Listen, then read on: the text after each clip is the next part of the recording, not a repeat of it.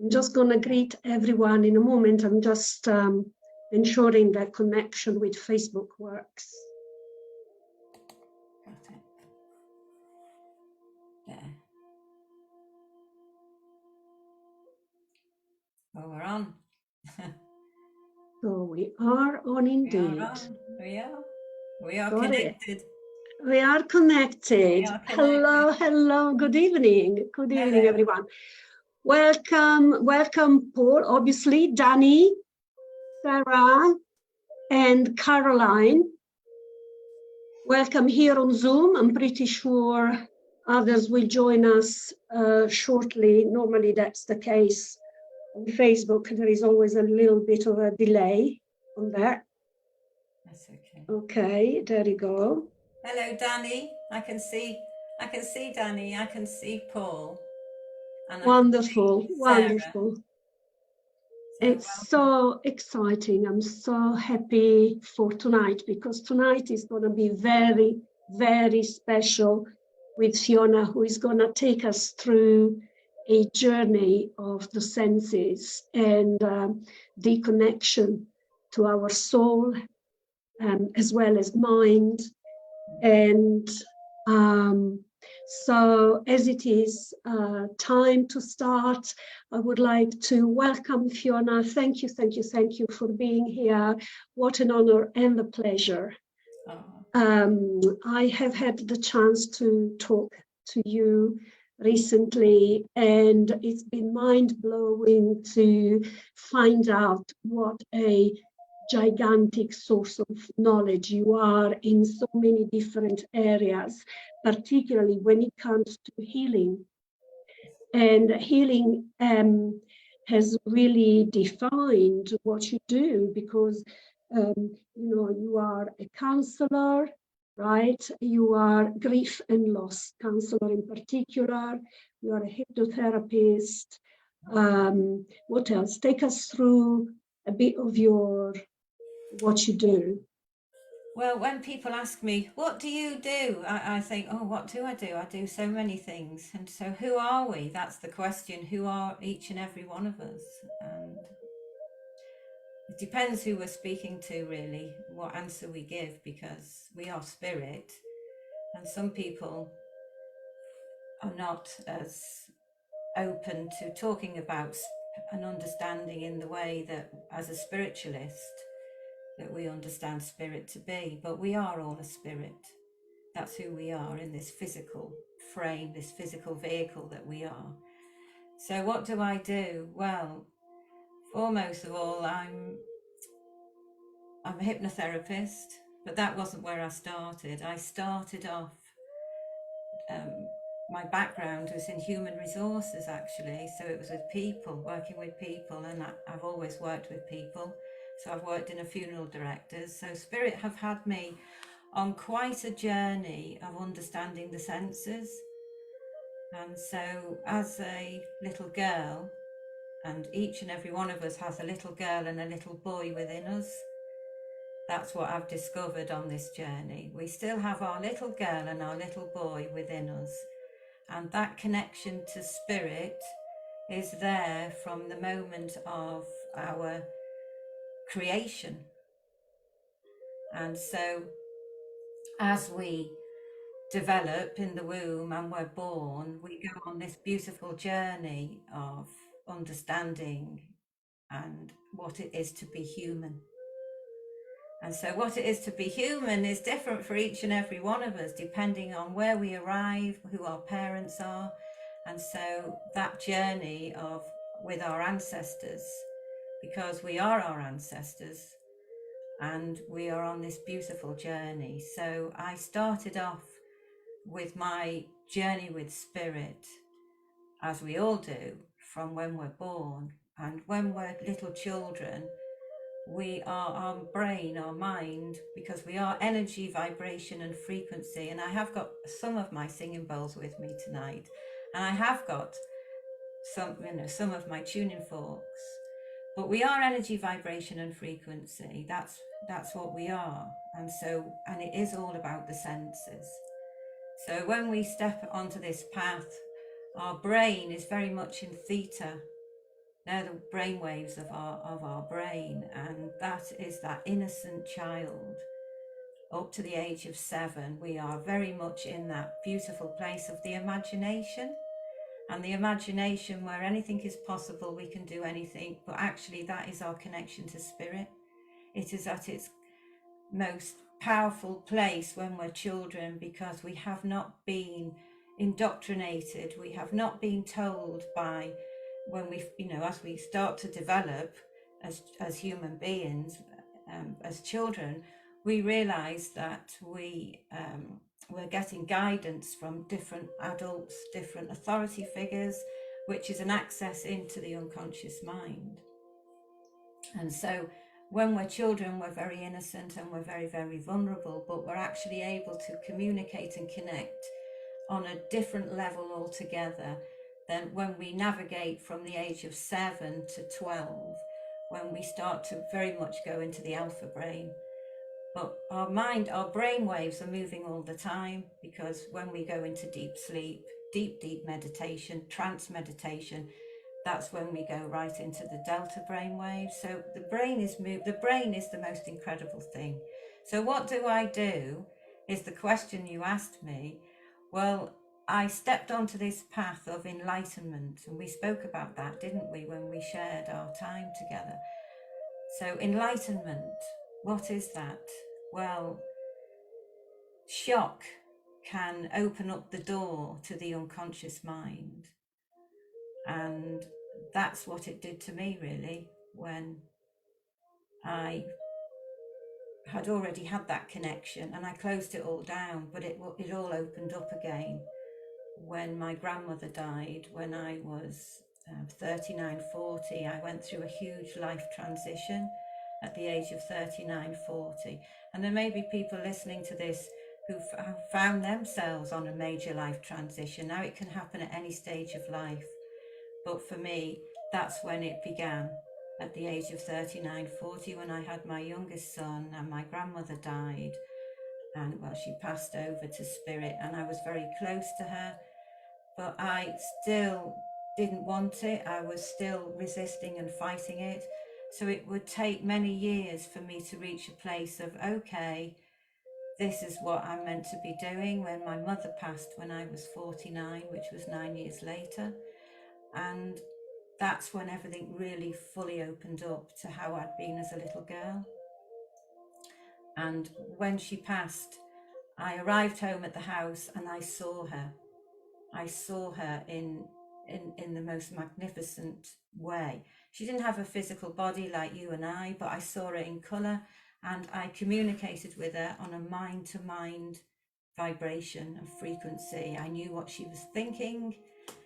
The communication was just incredible. And I've seen spirits in that way on the odd occasion, but my mind has to be in that place to see it, because it transitions, because our mind does. But it depends how grounded you are, or if you go to that place and you're able to go between the two worlds. So that journey in 2012 led me then to train, go to the hospice, train in bereavement, understand grief and loss,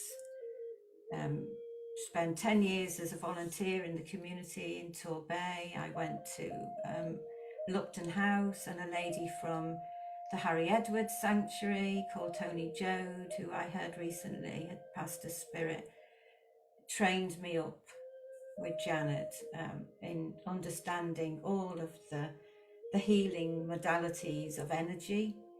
And so I worked at Lupton as a volunteer for 5 years in the drop-in centre, and I met many, many people.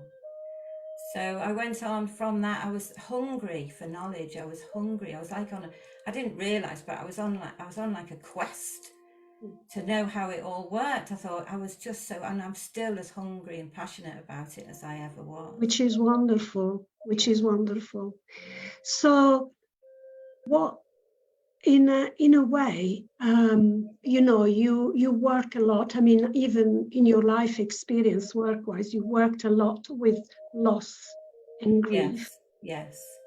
And obviously, you are a counselor, so it's something that you deal with also on a day-to-day, not only on a spiritual basis, but from the counseling point of view, if you like. Of understanding grief and loss, yes. Yeah, yeah. Yes. I mean, I'm still training as a counsellor, actually. Okay, that's fine. I haven't completed that journey yet because there's different levels of counselling. So I'm on my level 4 at the moment. Yes, I But understand yes, that. What I wanted to ask you is like, what is the first thing to you that comes to mind when someone walks in one of your centers?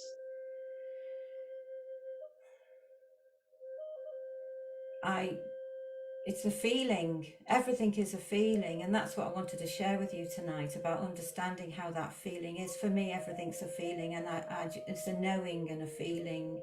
So all And of you the were senses, like the senses. I was about to say that, right? So it's about the senses. So it's about the senses, yes. So we have. Tell us more about that.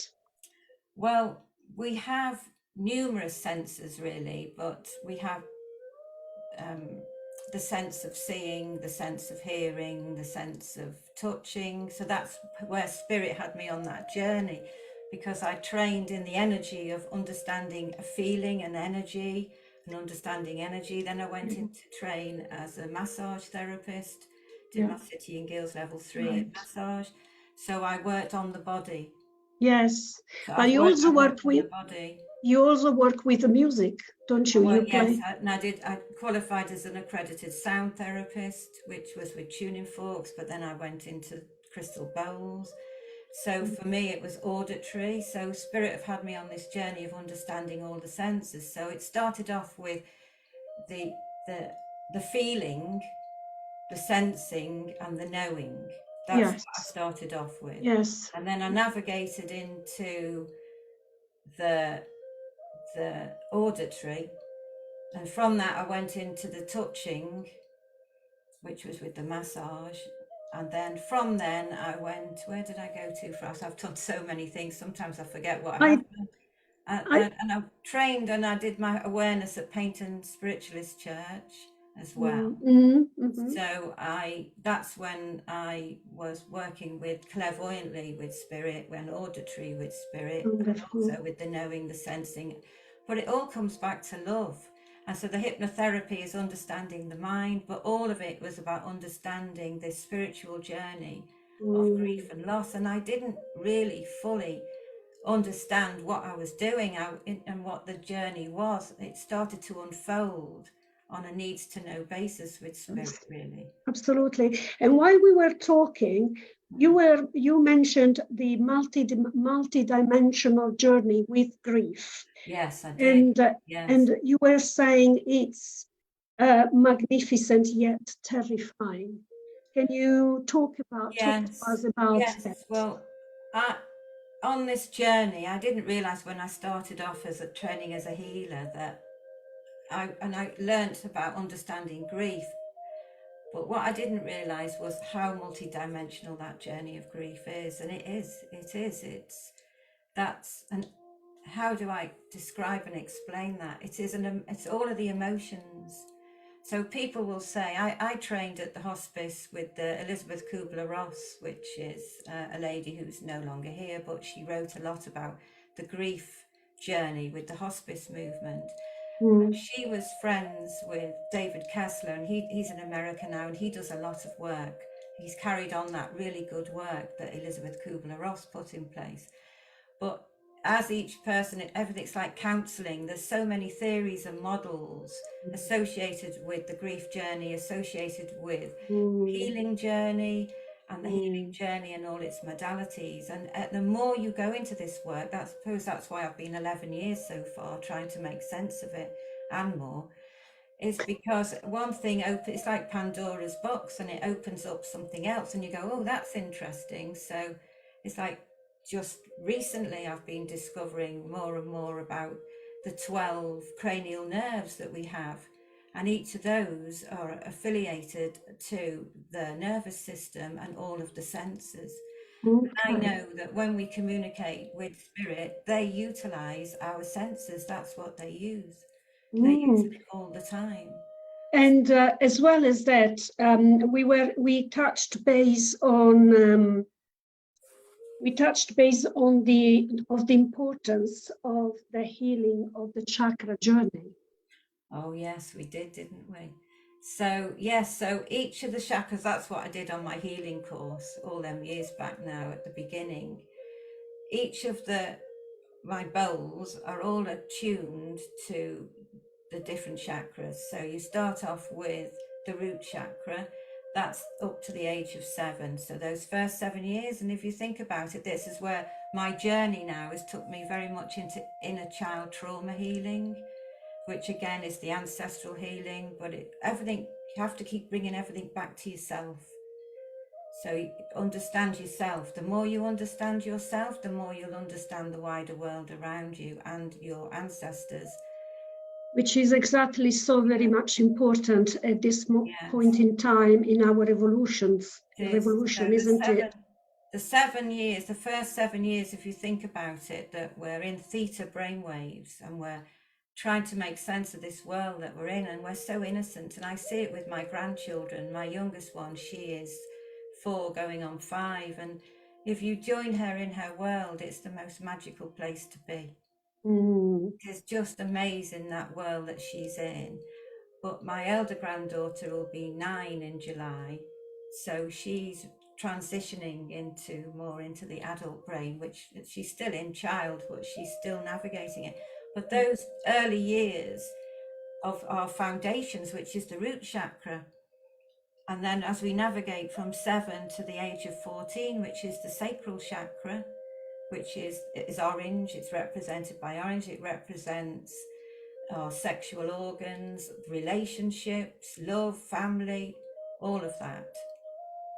And so if you think about what happens to us as children, those key areas of life when we're transitioning through life, if we have a trauma during those early years, then the brain is mapped. It's like neural plasticity, and so everything is affected. Like a library. It's like a library. That's the only thing I can describe it as. It's like a library.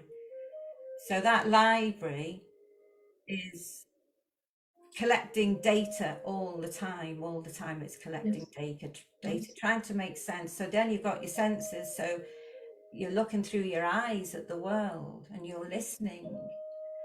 So amazing. I know there's so much. I mean, Spirit said to me, go slow, because I've had years to collect this information and I'm so excited, and I'll go off on one, so you'll have to keep reining me back in, because I get a bit excited and then I'll go, oh yeah, that's so exciting, and I'll go off somewhere else. So we'll get to the point. So 14, that's the 7 to 14, there's the sacral. Then we move up the body into the solar plexus, which is 14 to 21. So think back, everyone who's listening to this, what went on in your life in those key years? And that's what you're working on. So you've got the solar plexus, which is the stomach region and all the organs of the stomach, joy and happiness, and everything has an opposite. And Spirit told me this when I embarked on this journey after my mother died. They said it's not just a word, it has a meaning and a story behind it. And I didn't know what they were talking about half the time, but it unravels as the journey goes on, because I keep meeting the most amazing teachers and the most amazing people who have helped us, because we do. We're not on this path alone. So we go then from the solar plexus, which is, so you count down, so there you go, up to 7 it's the root, 7 to 14 it's the sacral, 14 to 21 it's the solar plexus, and then 21 to 28 we're in the heart area. Now think back, everyone who's listening or watching to this, what went on in your life between the age of 21 and 28? Heart, 21 to 28. Then we move into the throat. I've got my throat singing bowl here actually with me today. There's the throat. Oh, wonderful. There's How the gorgeous throat. is that? Yeah, so there's the throat. So that's 28 to 35. So anyone who's listening who's that age group, that's where you are at the moment. And then you move then into the third eye, which is up to 42. And 35 to 42 is here. and then 42 to 49 is the crown. I haven't Wow. brought that one, but I have brought my heart. There's my heart bowl up. Oh, beautiful. And That's that's green, of green pink. course. Yeah, So what green. happens, because we have way more than the 7 chakras that everyone know. Yes, we do. But Um, I'm but focusing on the main ones. But yes, we have got far yeah, more than what so we what do. happens when you go above and beyond that? Do you So the, start the process Yes, again? you do. Yes, you do. So, depending on what the age is of everybody here, but once you've done to the crown, which is 49, which is what age I was when my mother passed, as 49. So, I'd done the whole journey to the top. Right. And then, so up to the age of 56, we're still in that root. Sorry, so we're back to the root. And back to The the root root. then Okay. from 49 to 56, we're back to the root. So the lessons we didn't learn, those areas, there's time to go over that again. And then we move to the sacral, which is from 56 to 63, and that's where I am at the moment. And so Right. so you're back into the relationships, the relationship with yourself, the relationship with the wider world and your loved ones and people around you, which was age 7 to 14, remember? 7 to 14, Yeah. which is 56 to 63. Yeah. And then you're up to the solar plexus for anyone who's 63 to age 70. And Right. that's how we go. And it goes right up to the heart, when we were 21 to 28, age 70 to 77. Then the throat, which is 35 to 42 and is 77 to 85. And it's just every 7 years. That's how it works. So basically, there is this rotation that goes continuously on and on in our life. Yes. And where we haven't learned lessons, Yes. then they represent themselves to ground them, I suppose, to make them, to digest and to look at the same issue from a different perspective. That's I take, That's right? Amazing. And I know that just before you came on, you pulled a couple of cards. I did. Can you tell us about them, because they were very interesting? Well, I've been sharing my love of the tarot, which is the major arcana, and these were my mother's cards. So these cards were from the 70s, which were designed by Pixie, I call her. Pamela Coleman Smith did the artwork for these cards. So the 22 cards represent our life and the journey from the Fool to the world. And so it's a journey. So I'll shuffle them if I have a client or ahead of an event or a daily card. So tonight, before we opened up, I shuffle these cards, and my card was the Strength card, which was telling me, it's my number actually. My birth number adds up to 8, and it's the infinity number. Mm-hmm. So 8 is, we are connected. Everything, we just keep going around in a loop all the time until we learn what it is to be human.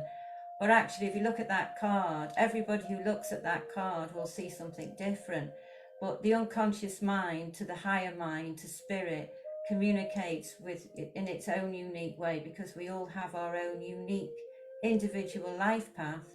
And we all have our reference library that is unique to each and every one of us. So when I shuffle the deck, the 22 cards, that's my card for tonight, which tells me about balance. It tells me about being going nice and gentle, and it very much symbolizes the path of grief and loss, actually. And it symbolically represents the consciousness and the unconscious mind. Uh-huh. So, how would you communicate with a big ferocious lion? And that big ferocious lion very much represents anger on the grief journey. Wow. And so there are so the multi-dimensional journey of grief is that there are multiple emotions for us to navigate, and everything has an opposite. And I see the shadow side of ourselves, the dark side that we don't like, the part of ourselves that we suppress we suppress our emotions, that part of us that we're not comfortable with. I see it like a shadow dancing about, play games, and everyone can see it, but you can't see it because it's always behind you. behind. Other people can see it, and there's the journey of understanding who you are as a person. And Absolutely. And as we were talking, Fiona, yeah, we have a few people joining us via Facebook. And we have Lisa Wynn. So, hi, Lisa. Mary Weston, she actually has been saying that she loves the synchronicity, that she was thinking of you and it popped up. And then she's saying that you have such a beautiful way of expressing spiritual aspects of human experience. We also have Jennifer Partridge watching. Thank you. Hi, Jennifer. Christine Marais came in. She's saying good evening to everyone. yes. And we have Maricela Broasca watching. Hi, good evening, welcome. Mary Weston is thanking you, Fiona, for what you have shared so far. And she's saying that her sound therapy bowls are also tuned to the chakras, but she hadn't thought of it in terms of physical age, but that does make sense. Yeah. And she's also adding that her mother passed when she was 49. Right. Whereas Christina says, oh, look at that. Christina says, she also says that her mother died when she was 49. Isn't it interesting? Yeah. Hey, Lisa. So Lisa is saying hi, and Lynn Probert is watching and joining us as well. So yeah, isn't it interesting how so many people, you know, how the loss of parents, but also children can be so painful. I mean, a loss is a loss at the end of the day, and family is family, right? Now, a question came to mind, Fiona, actually, to take you back when you worked in an hospice. Was that the end of life type of Yes, it was palliative care. Palliative care. Yes. And have you experienced, do you have any story of people passing, talking to spirit, like in a way, because I do follow some doulas that work in palliative care, and they on Instagram, for instance, and they talk about seeing some of their patients that they start talking, you know, or addressing family, and there is nobody in the room, and it's like family coming to visit before they leave the plane. When I have worked in a care home as well with end of life, with palliative care in a care home, and there was an experience when I was at the care home, which was just before the pandemic, actually, with a lady. And you know, I've been talking and sharing about energy, vibration and frequency. So when I've sat in a trance circle before the pandemic, and that all had to stop, but before then I used to sit in a regular trance circle with my husband and some other people, and the energy was just incredible, and you'd learn to work with the energy. And I can remember going into this to see this lady who'd been my client. Actually, I'd gone to visit her regularly to share complementary therapies and talking therapies. And the week before she passed, she knew she was going, and she said thank you, and she said that she let me know that she was going. And I said no, because I didn't want her to go. And I said no, I am Fiona, she said, and she took my hand and she said, I just want to thank you for everything that you've done for me over the few years you've been visiting. She said it's meant a lot to me. Anyway, the following week, when it was, because I work weekends, I went in and she was in her bed and she had the family round her, and I walked in the room and the energy, it was like, I describe it like treacle. It was really, it was, and I mean that in a way that it was so tangible. You could feel it. And I've had that before.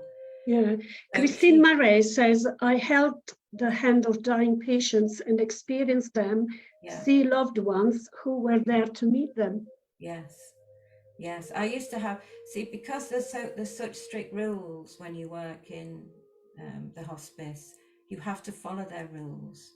So there were times when I'd be aware of spirit family, and so I'd have to communicate it. So I'm going to talk to you now, share with you the art of communication.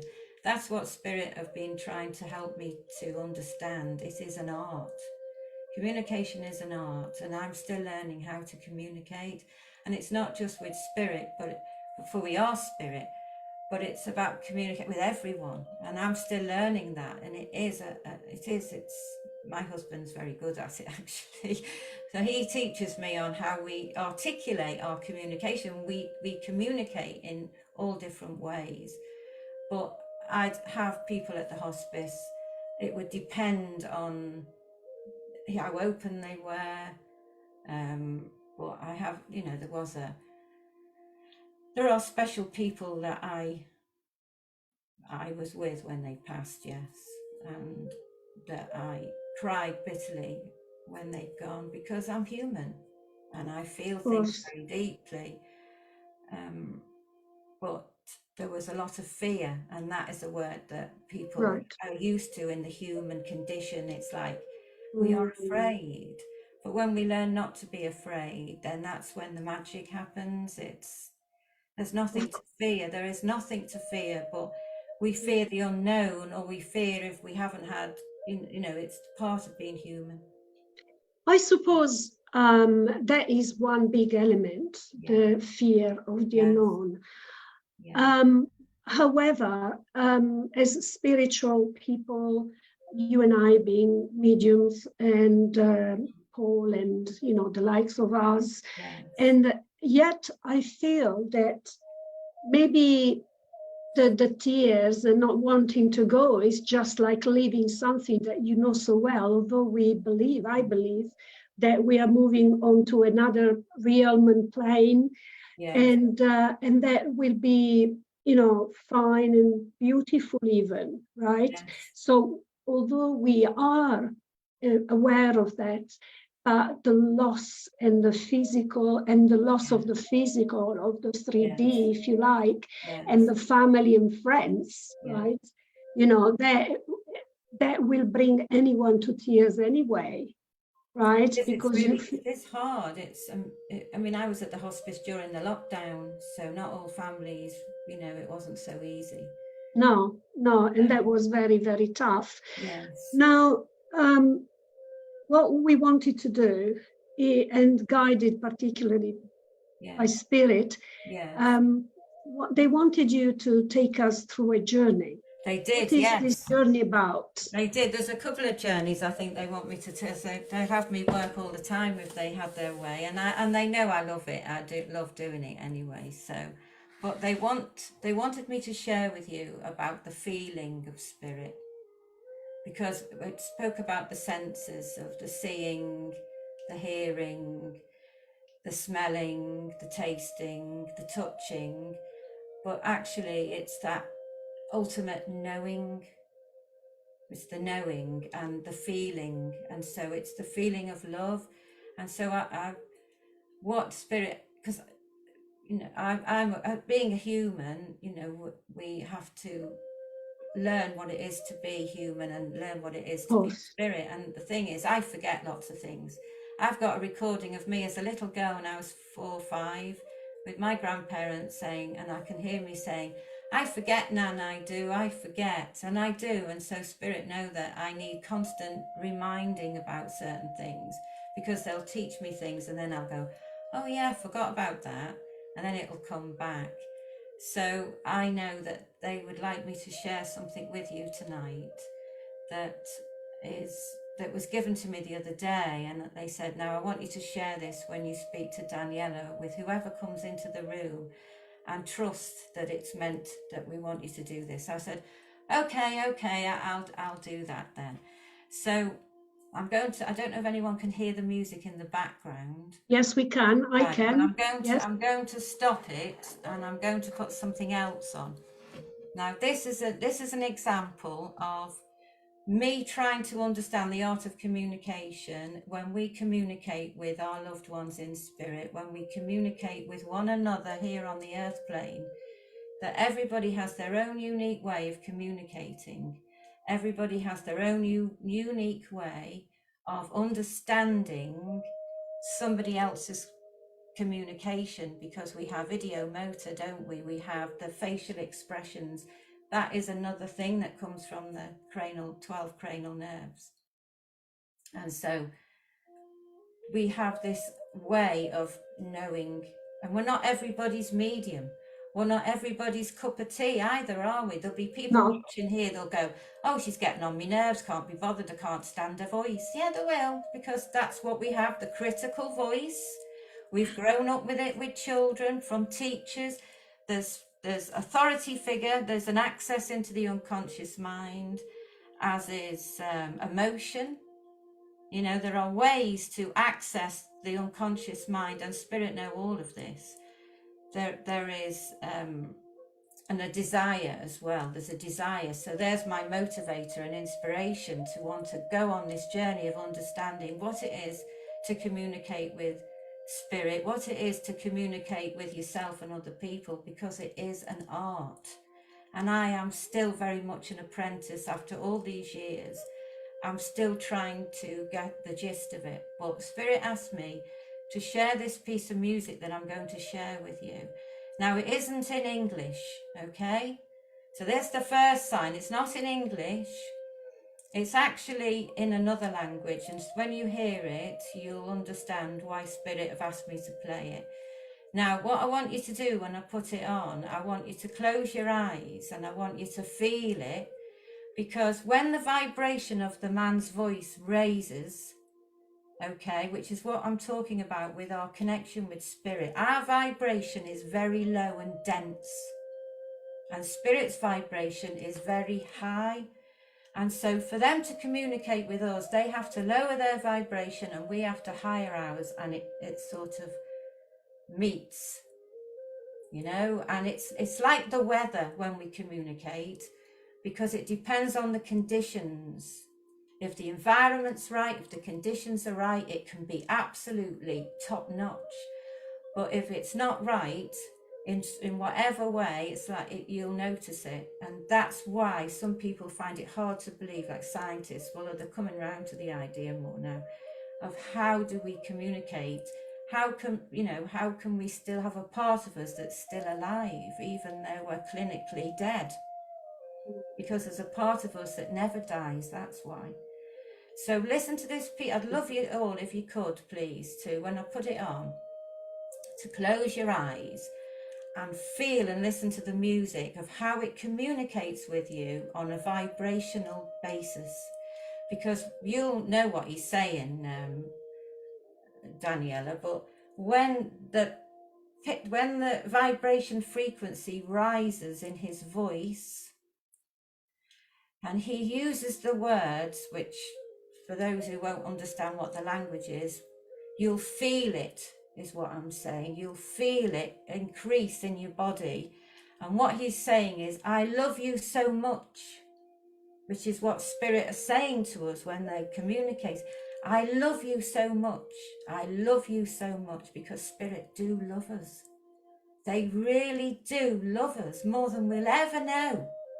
And when you feel that heart-to-heart vibration with somebody you love, and those who've lost somebody who's passed a spirit and have felt that love, there's no feeling like it in the world when you feel the feeling of love. And that's what I want you to feel with this song that I'm going to play now. So I'm just going to...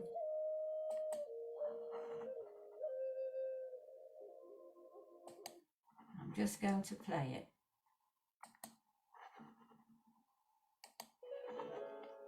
Can you hear it? Now close your eyes and take a nice deep breath. And I want you to really go into feeling this piece of music and hear when it goes up, I love you, I so love you.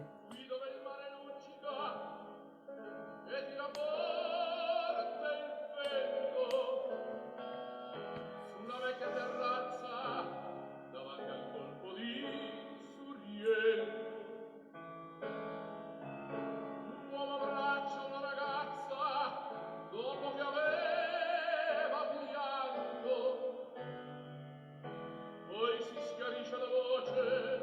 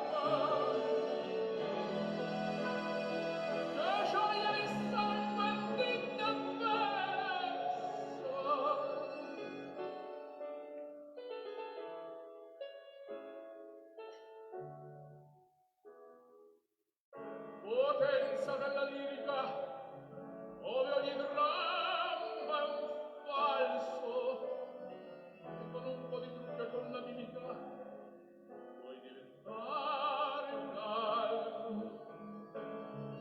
Ma due occhi che ti guardano così vicini e veri ti fan scordare le parole, confondono i pensieri. Così diventa tutto piccolo, anche le notti là in America. Ti volti e vedi la tua vita come la figlia di un'erica.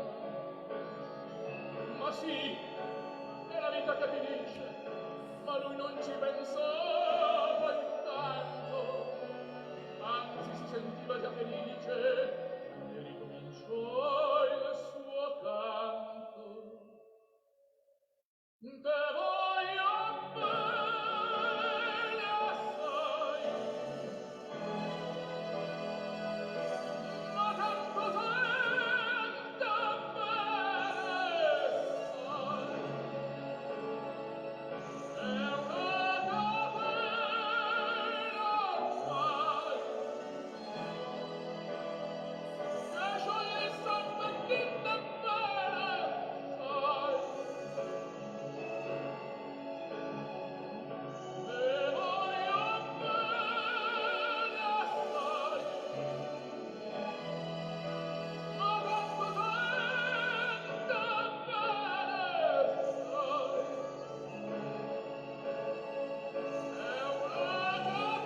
una catena ormai che scioglie il sangue dinte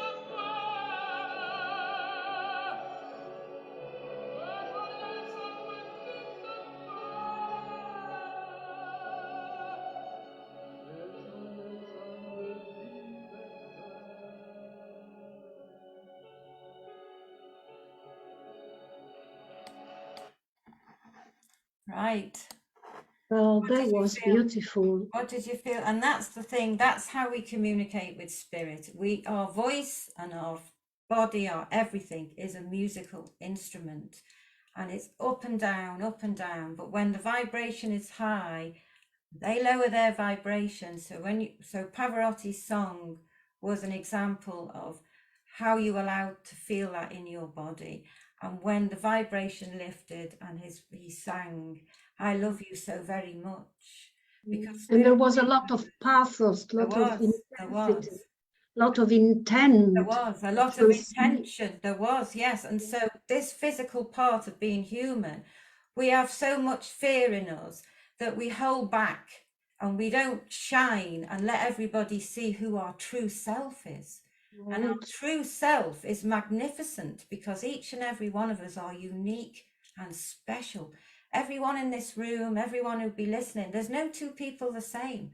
No. So when somebody we love passes to spirit, and we love them so much and we miss them, and we want that physical connection, we want to feel, we want to hear their voice. But when they pass to spirit, they have to learn a new language, a universal language of love, to be able to communicate with us on that vibration of love.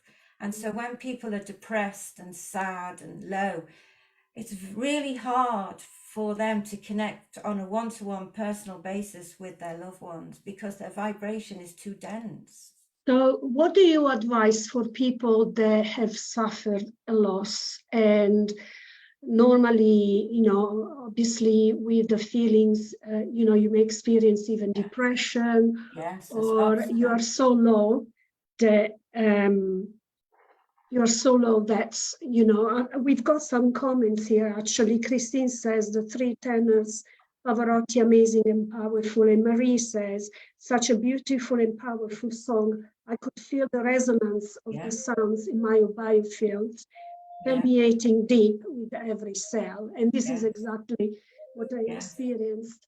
Now, what I wanted to say, what would be like an SOS sort of action?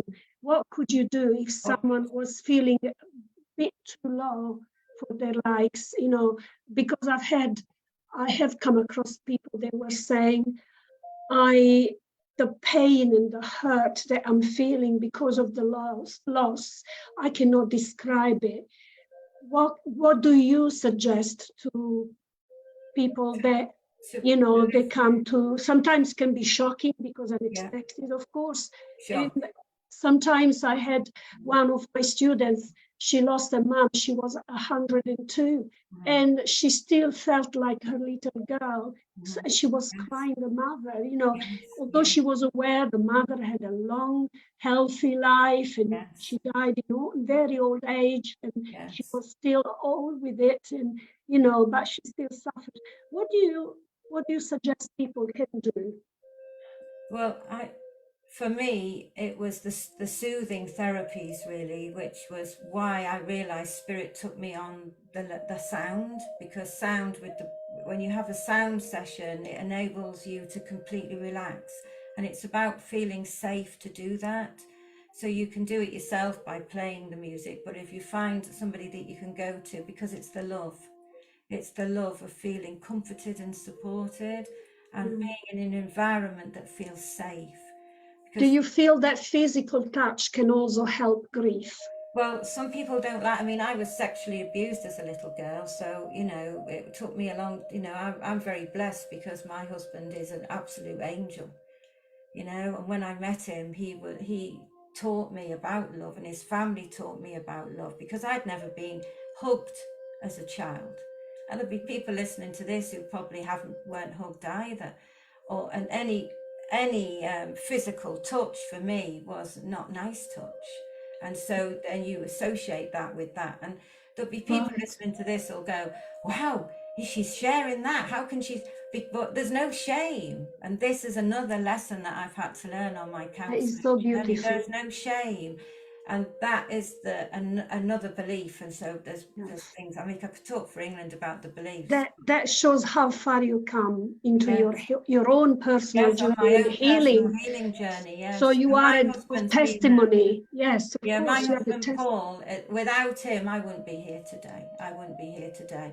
Because the journey that it opened up for me when my granddaughter was born, and she's 9 this summer, it racked up a notch. You know, my mum passed in 2012, but I became a grandmother in 2014, and it was in the looking after the birth and holding her in my arms, and the changing of her nappy, and all of that, looking after. I've had 3 sons. Well, I lost a baby after my first one, but it was all of that with my little granddaughter that actually made me realize that I was that little girl once. That little girl who wasn't loved, who wasn't given that safety and that comfort. So we're back to the root chakra again, aren't we? Yes, absolutely. So when I met Paul, it was instant. We've been married 37 years. I've known him 38 years, and I met him at work across the desk, and it was a feeling that I'd never felt before. When I met him, I'd never felt that feeling, and I thought, oh, this feel. That's what I said about feeling the music. Feel it. Does it feel comfortable? Does it get comfortable with being uncomfortable? That is the healer. Get comfortable with being uncomfortable, because if you're uncomfortable with it, ask yourself, why am I uncomfortable with this? So yes, so you say about massage. Yes. Some people don't like being touched.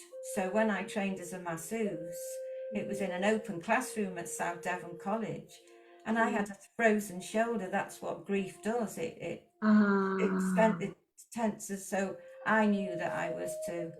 And my GP said, you better not do that course, Fiona, because it'll aggravate it. And I was going through the menopause, so anyone who's menopausal, you know, and so you put in menopause, put in grief and loss, put in trauma that's been suppressed for 49 years. And it all starts coming out. And so there's the Pandora's box, you know, and you have to go through it. And it's like the dark night of the soul, because you don't want to, because it's just awful. But actually, you know, I'm coming through into the other side more and more into the light, and I'm not dancing around that shadow like I used to. But I meet lots of people who are all at different stages of trauma, grief and loss, and it's not just the loss of a loved one. Of at the time, it's like the layers of an onion. It can go back right back to child, little girl and little boy. It's a huge subject. It's a huge Yeah, absolutely, it's absolutely, multi-dimensional, which is absolutely. And Christine is saying, when my partner died, I went into such a grief. yes. He recently came back to me and said that he catches my tears and blows me a kiss. Oh.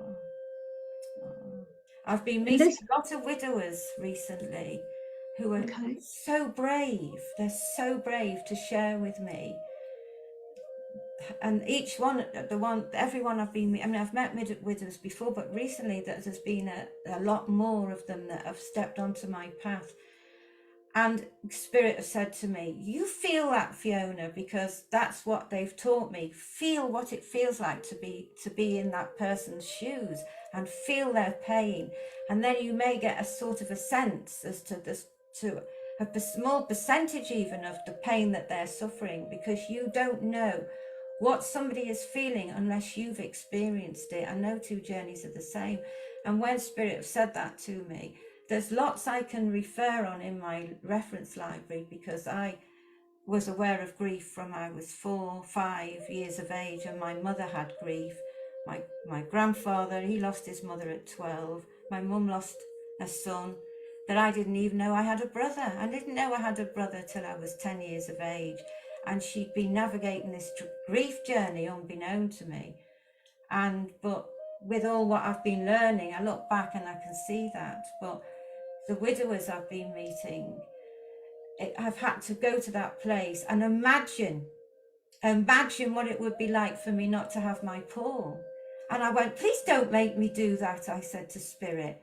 And Spirit would say to me, well, just how blessed are you, Fiona? How blessed are you when you complain to us about your feelings, about who you've lost? You know, I've lost a baby, I've lost my grandmother's. You know, I wasn't close to my mum's parents, but I was very close to my father's parents. And there's anticipatory grief, there's all sorts of grief. But, you know, and it's not just when somebody dies either. You can have somebody who chooses not to be in your life. You know, and I live that every day with my own father. He chooses not to be in my life, and he chose always not to be in my life. And so there's the little girl trauma, which is what you get, the little boy trauma. And you know what? The more we talk about things, this is the world we've been living in for how many generations? The stiff upper lip of the British. Oh, don't talk about that. That's what used to be said to me. Why are you going on about that again, Fiona? I don't want to talk about that. You know, but actually in the talking about it is where the healing will come, because there is no shame to cry. There's no shame to say, do you know what? I'm having a bad day today. Do you know, it's not, you know, and to express the anger and the hurt. But all of that suppression doesn't do you any good. It really doesn't. And that's what I keep being shown. So now, if I have a physical condition like a headache or a stomach ache or something, I'll speak to it. I'll speak to that part and I'll say, you know, tell me what's going on. Be honest with yourself. And you know what? I'll get the answer. And then the pain will just disappear like that. Isn't that magic? It just disappears. You can be your own healer when you're honest with yourself. And I believe that. I truly believe that. I truly believe that. Fiona, you were talking at some point when we had a chat about your philosophy guide. Oh, yes. Tell us about that. Well, I'm going to have a drink. Hang on a sec. Yes. We have still about half an hour, so time. Okay. Well, Paul knows me. I can talk for England, but what was I going to say? So yes, my philosophy guide. I love to write. So every morning, I'm still in that theta mind, really. I haven't properly come out into the full awakeness. And so I quickly write whatever comes in. And I never know what I'm going to write. In other parts of the day, I'll write as well. And actually, earlier today, I went through and had a look at things I've been writing on my sunflower that I've been copying them off and putting them onto a Word document. And I was looking at them and I was like, did you write that? I couldn't even remember to tell you because I'm in a different headspace. I'm speaking with my guide and what do we want to share today? And so I can't wait to get all my book finished because it'll be new to me when I read it, because I can't remember having written half of it because I go into a different zone. But yes, we all have different guides for different things, don't we? But my philosophy guide is I love sitting with my philosophy guide because it enables me to write and express, and it's all healing. It's all healing with the word, which is back to where I started from, that it's not just a word. You know, if you listen to when people speak and you'll hear different words often, you may hear it more than once, or it may just jump out to you and you'll go, you know, just listening to me now, people may think, oh, that's a word that she's used a lot. Look it up in the dictionary and find out what it actually means, because it will mean different things to different people at different times. So when people are in grief or they've had a loss, what sort of spiritual hygiene should they keep if they have, you know, the strength to do that? Well, I've obviously, having navigated so much grief myself from a child with my mother, and obviously I had grief myself, and I didn't understand it till I stepped onto the path of learning about it, and it's been 11 years of trying to understand it. And for that, I'll notice where people are. I recognize where people are on the path, and there's no order to it, there's no time limit to it, there's no sequence, and there's no, it'll be where it'll be. But anger, none of the parts, the visitors, I call them the grief visitors, none of them come on their own. They come with a posse, and if they come too many of them, they're like bullies, and they'll take you out completely. And it's that and I know when I've been in them places, and I know when I've been in the angry place. The angry place was a horrible place to be in, and I was stuck there for a while. Then I'd come out and I'd tell myself, oh yeah, I've got this. And then I'd end up going back in again because I hadn't learned how to deal with it the time before. Interesting. And so there's that denial. So Fiona, a question comes to mind. Yes. Can you ever heal from grief? Oh, that's a good question, Daniela. To reach the place of acceptance, it's what comes to mind as I say that on my 22 cards of the major arcana. So we go from, and I don't like to call it the fool, but naive, and we have multiple journeys of grief. So we go from that journey all the way through, and we meet the devil, we meet all sorts of characters on the way, which is the spiritual path, really. But yes. But can we ever heal from grief? Well, it's not a linear journey, and we're always going to be dealing with grief. So for you it's a very good question, because I felt I dealt with my mother's grief. I thought I dealt with my grandmother's grief. I thought I dealt with my grandfather's grief, and he passed when I was 16. But we'll keep going back to things if we get triggered. So on my counselling course, this talking therapy I have my own personal therapy that I go to as well. And as I'm working as a therapist, I have clinical supervision. Correct, yeah. We can be blindsided. We can be with somebody in everyday life, not just with clients. In everyday life, you'll start talking about something, and if you've not addressed it, it'll trigger and bring your own stuff up, and then you can be sucked back down into the grief path again. But in doing that, then you constantly go into that place of understanding, of being honest with yourself, what you need to do. And what I would say is keep turning the love dial up, the self-love dial up to maximum. That is what I've done. When I've found, find somebody you can talk to that you can trust, find something that you can do that makes you feel better, that's healthy, because there's the devil card. It's to do with addictions. People will turn to things that are not healthy.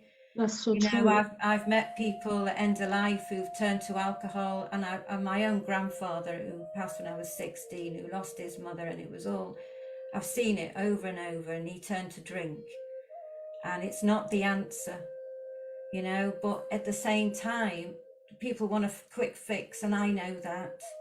I've been to that place thinking, I'll just have a tot of brandy, that'll make me feel better.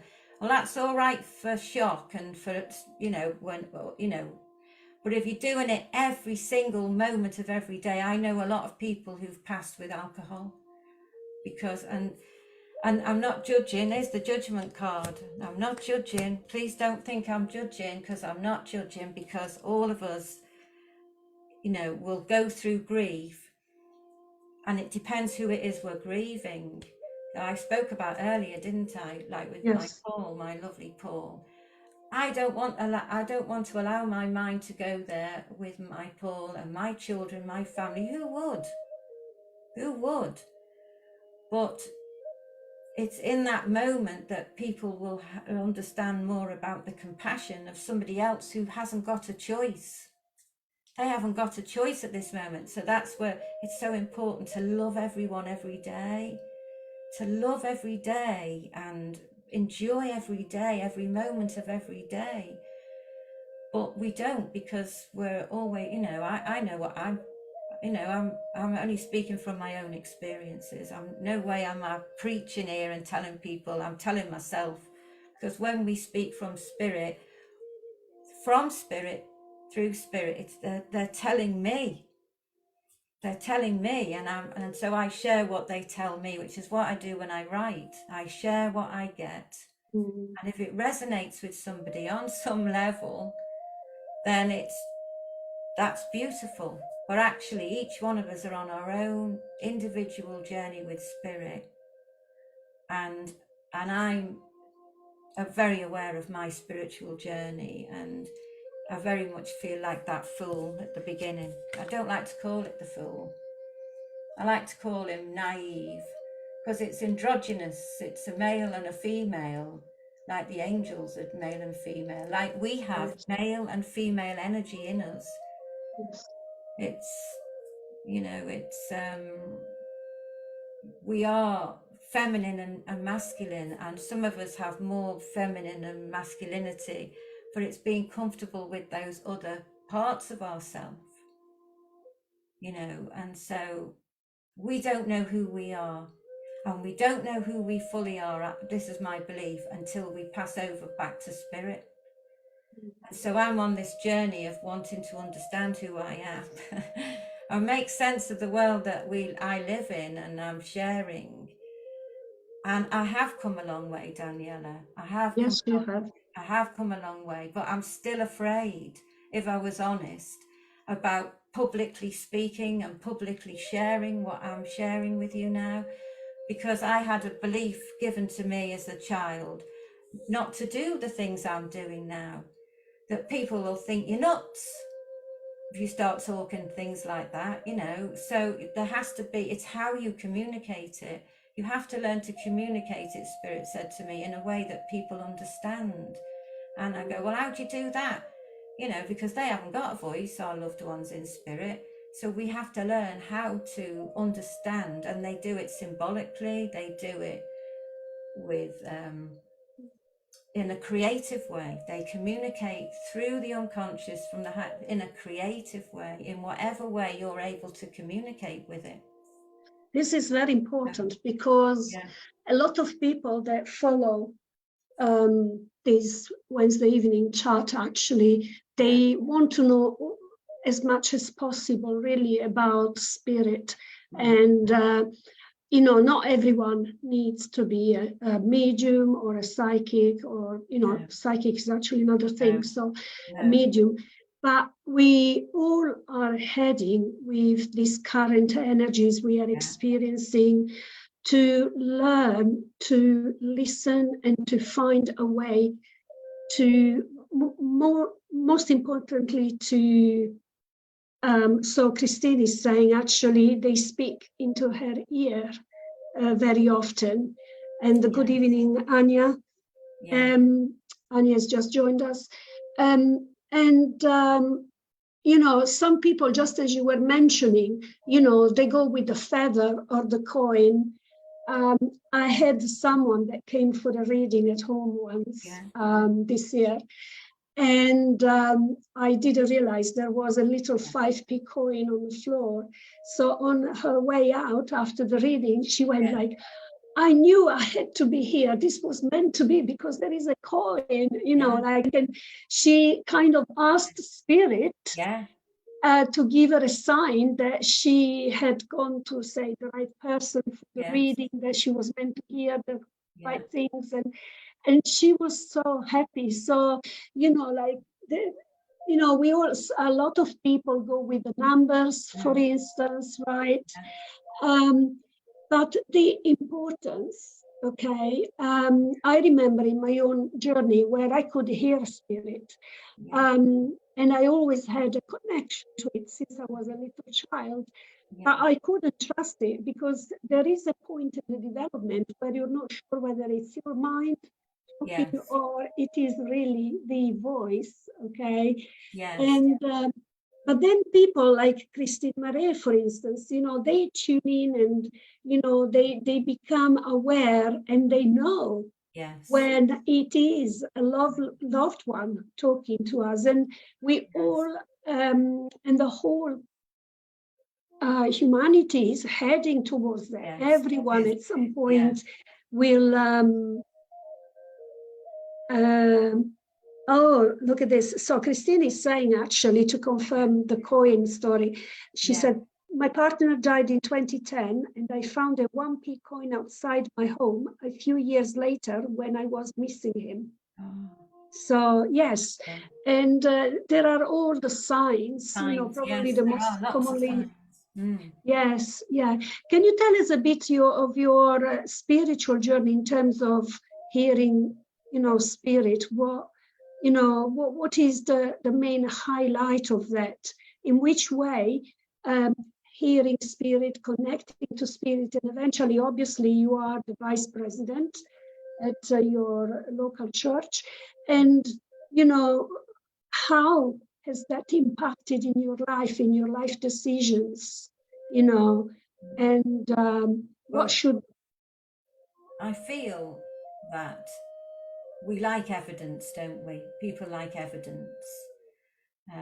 But we all work differently. We all work with our own unique way, and there's different ways and levels of working. I mean, when I work in trance, that's a different level altogether. But to work in trance, you completely surrender your conscious mind and you go into that place and really connect and let go of who you are and become who they are. And that's a beautiful way to work. But Spirit will intercept. I mean, I'm clairvoyant, so I see in my mind. I've actually seen outside of my mind, but most of the time I work within my mind. And I'll get thoughts that'll come in. I've had my life saved more than once. I was driving along the Teignmouth Road one day going to get my boy from school, and I heard a direct voice that said, "Get off the road." And I knew it wasn't my thought. And I'm like, excuse, you know, I was like, I questioned it. And not Miles, my youngest was 9 then. That was the year that my mother passed.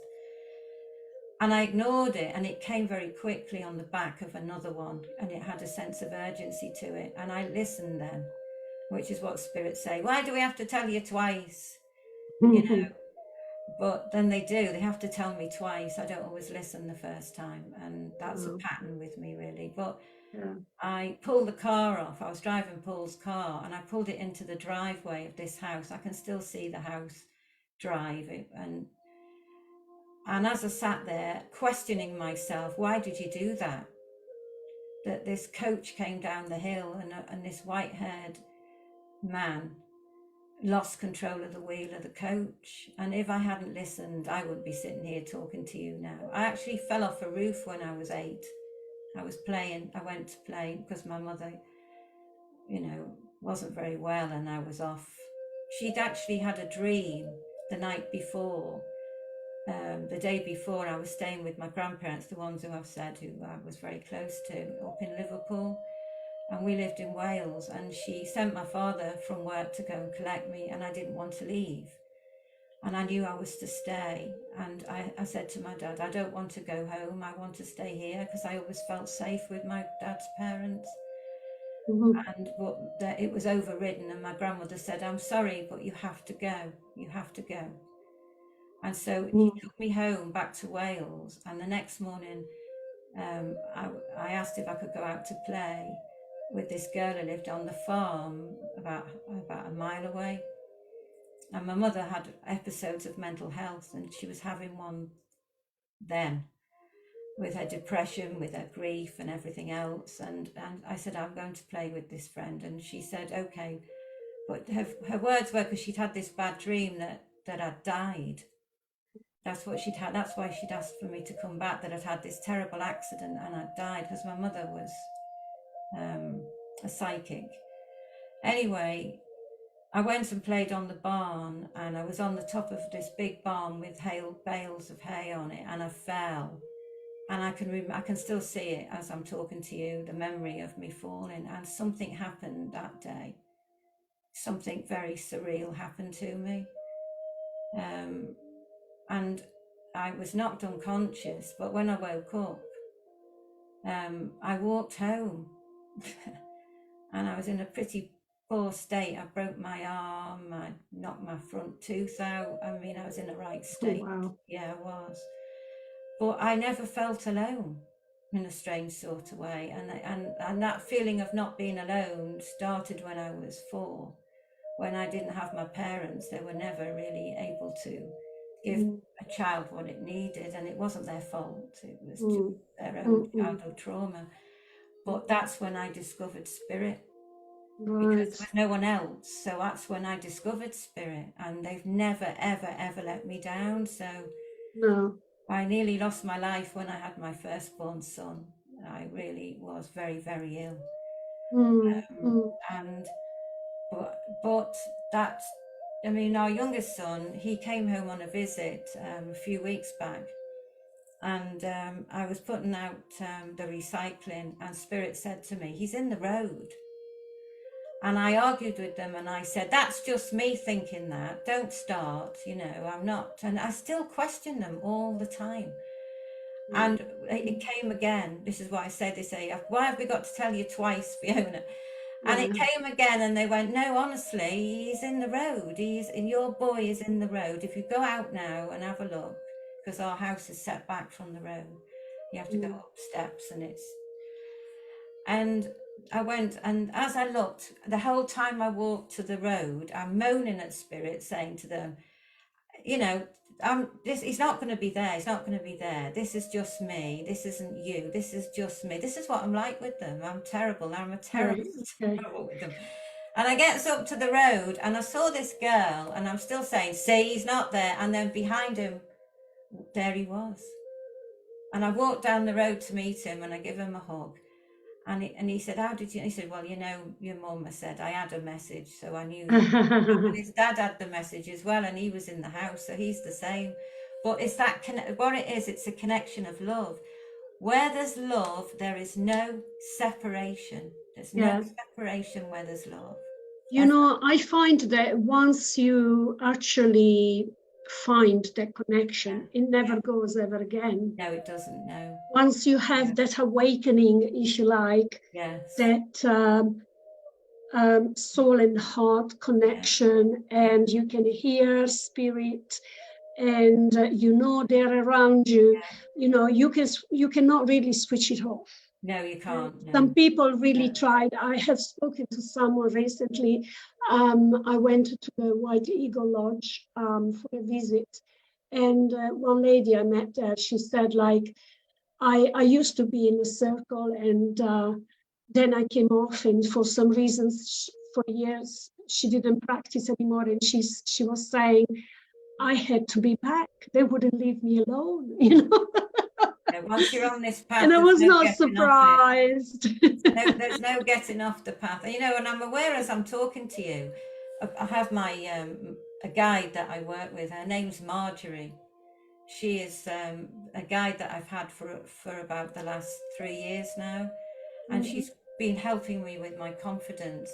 But the thing with Marjorie is she's quite formidable. And I'm not a formidable person. Anyone, I mean, there's lovely Danny in the room. She's met me, you know, when I go into church, I'm not like I'm coming across now. And I'm like, because there are different parts of us because of who we work with at different times in different places. And so I love being with my philosophy guide because I can just sit and write and just lose in that world. But I'm aware that when I allow Marjorie to come in more and more, it's like afterwards I'll be like, wow, you know, but we have to be honest and relax and be true to who we are, really. And that's the thing, we're told how to be, how we ought to be, must be, and should be from children. And we are surrounded by critical voices of adults, parents, and because they can't help it, it's down through the ancestors.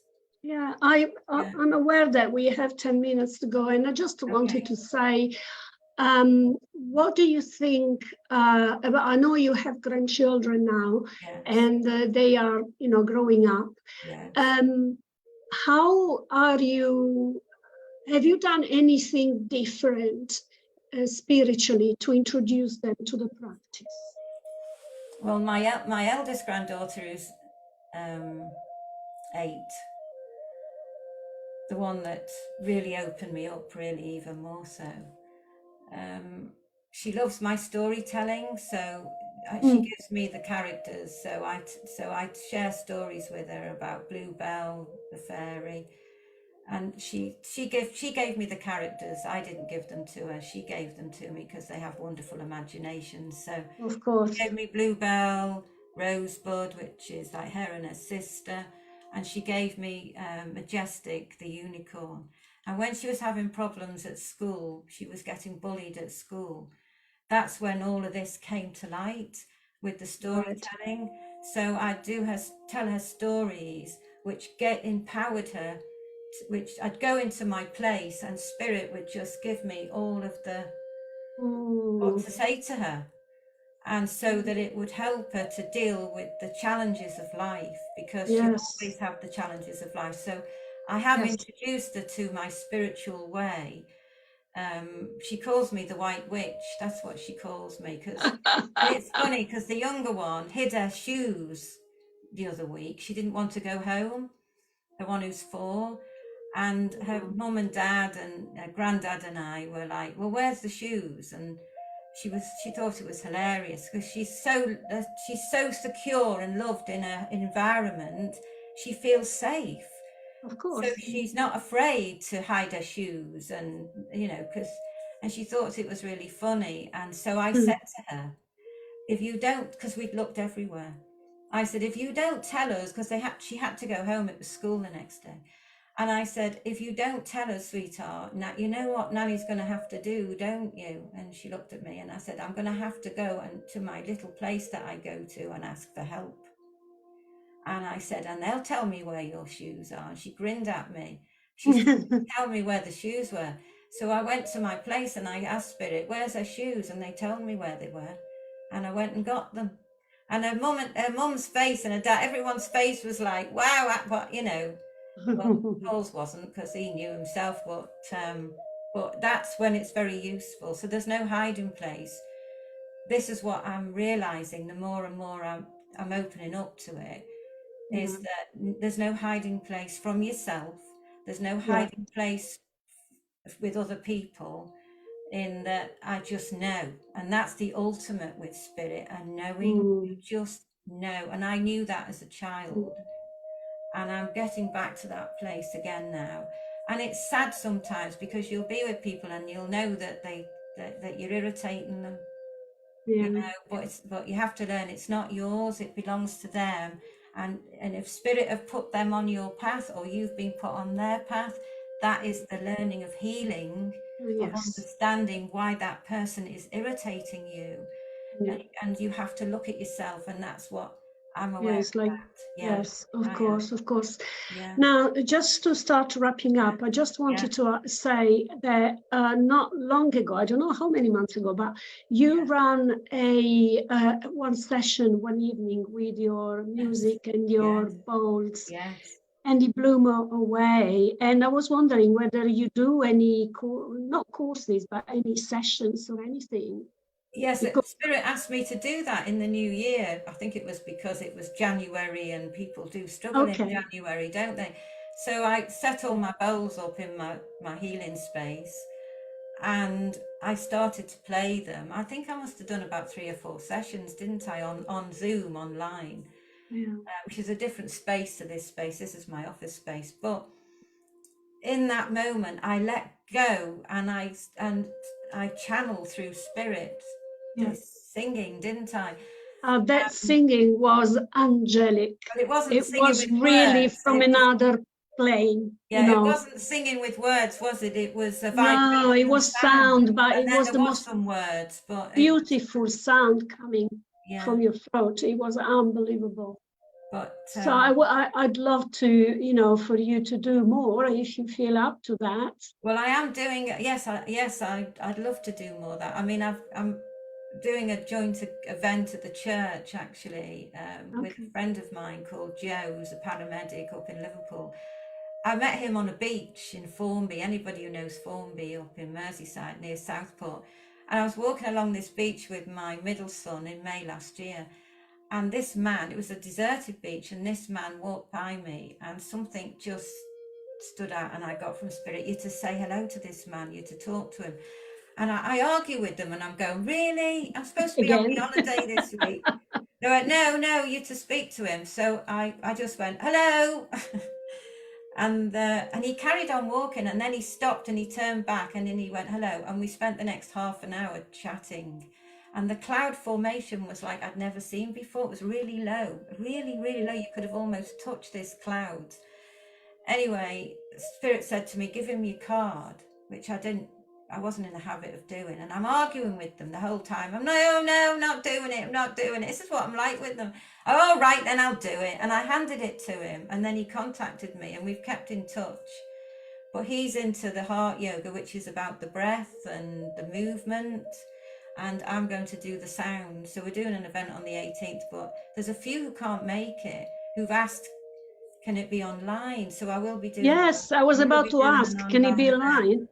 Yes.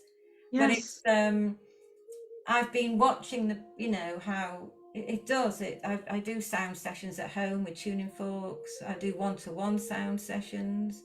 Oh, And okay, I you see do. Very miracles, good. honest to God. I know, and I trust. I mean, I have when I do massage, they'll guide me. I had a doctor client who had a trapped nerve in her neck. She never told me that she had this trapped nerve, and while I was working on her on the body, when I work with people for massage, I get them they go asleep, and when they go asleep, then I ask my guides in. I have my healing guide, my healing lady guide, and I work with a healing guide. Anyway, they guide me and I see, and they guided me to where her this area was on their shoulder, and they said, now feel the other side. And they're talking to me when I'm working on the body, and I thought that's different because I know what lactic acid is. I know what when people have the little bubbly knots.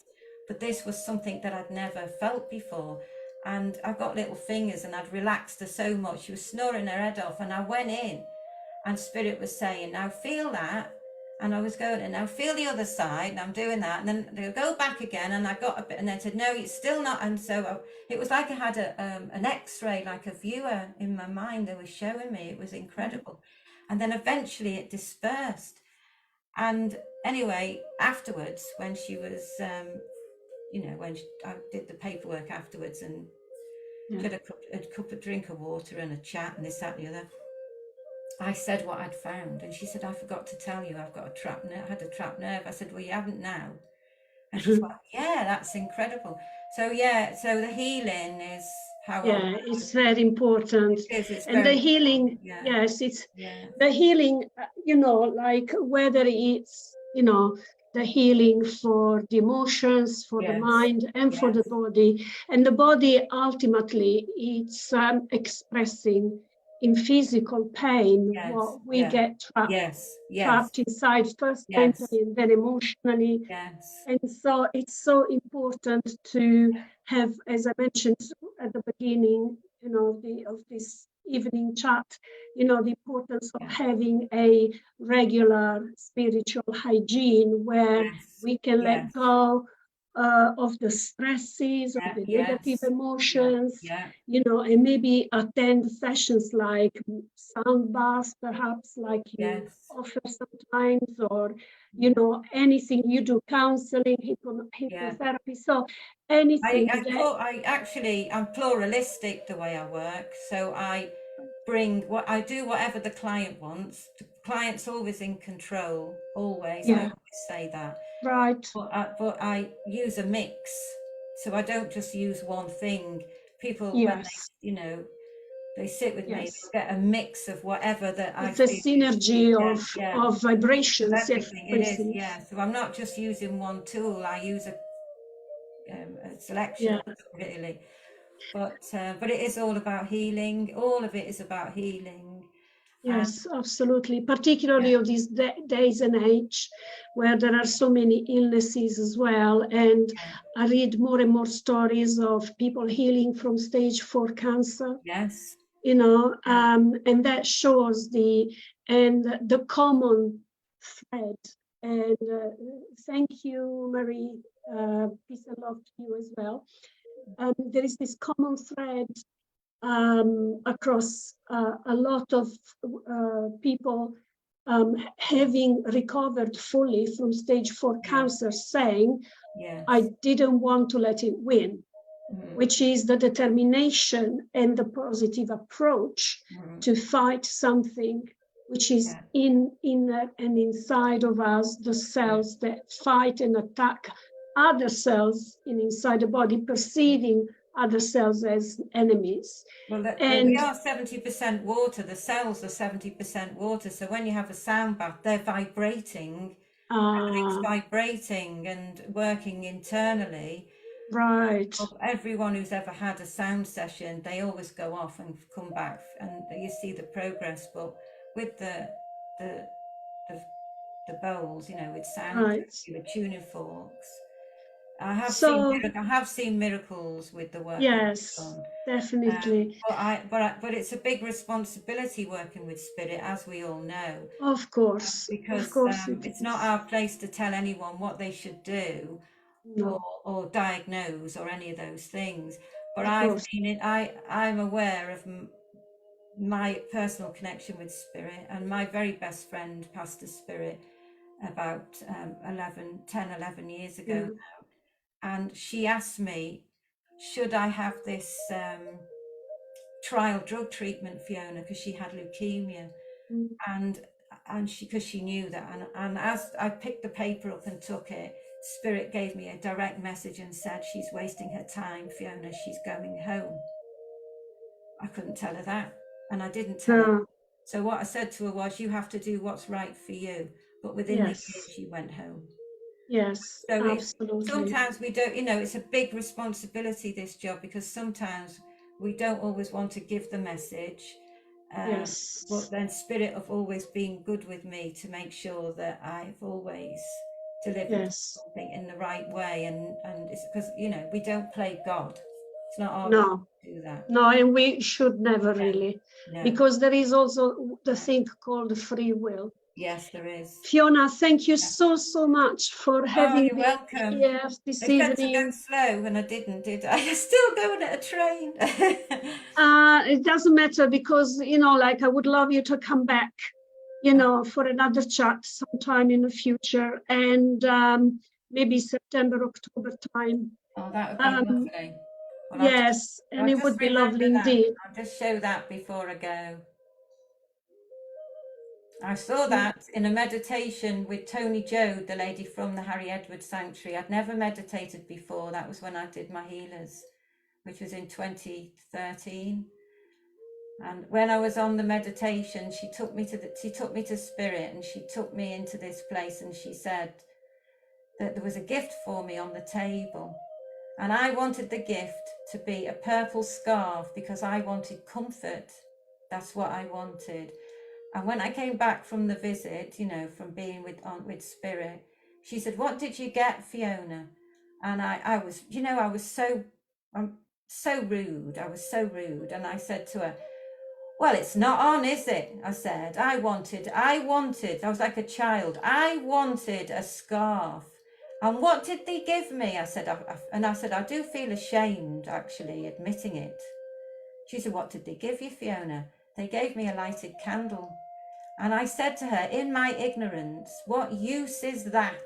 I said. Paul drew these cards. These are unique. There's not another deck of cards like these. These are Paul's. This is from my spiritual healing journey that I started off on.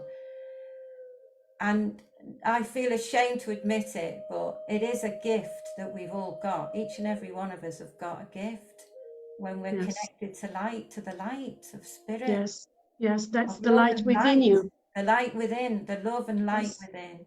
Yes, And and so, the light that you shine so bright when you do all of the healing, this beautiful healing, and the light you've shown over to us today with your presence and your knowledge and you, Daniel, and everyone in this room has got a room. beautiful And light. we've had about up to about 7-8 people, obviously on Facebook as well, which was lovely to have. And thank you so much, everyone, for coming. And I'll see you next week. We're going to have Stephen Rollins that is going to talk to us about trance healing and communication to spirit. Beautiful. So thank you so much, everyone, again. And I will see you next week. Thank you very much. Thank you, everyone. Thank you, everyone who came. I will lift all love to you in the world. All the love to you. Thank you. Thank you. Thank you. Bye. Good night. Bye.